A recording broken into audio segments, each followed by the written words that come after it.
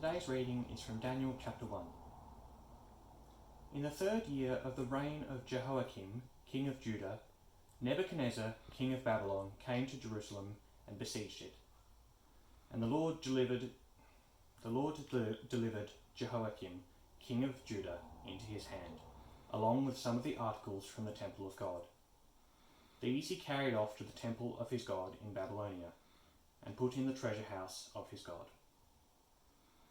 Then the king ordered Ashpenaz, chief of his court officials, to bring in some of the Israelites from the royal family and the nobility, young men without any physical defect, handsome, showing aptitude for every kind of learning, well informed, quick to understand, and qualified to serve in the king's palace.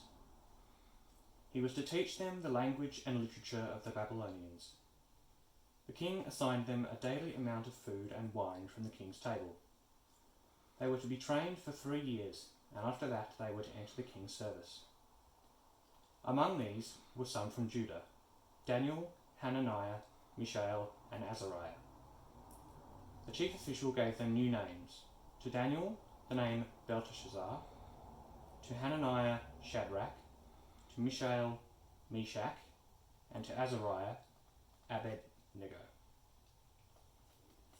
But Daniel resolved not to defile himself with the royal food and wine, and he asked the chief official for permission not to defile himself this way.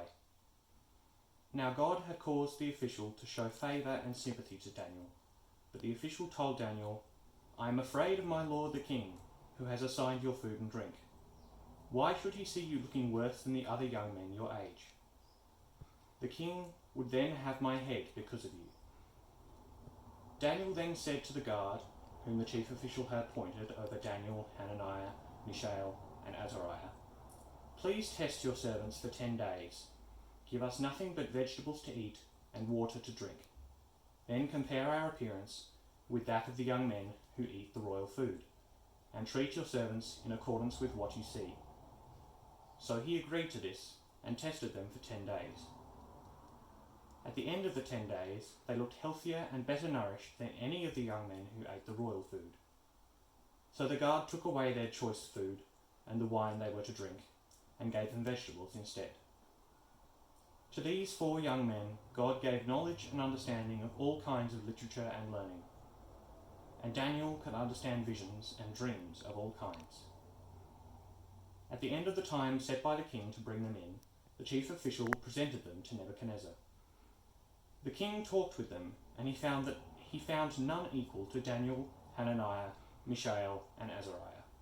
So they entered the king's service.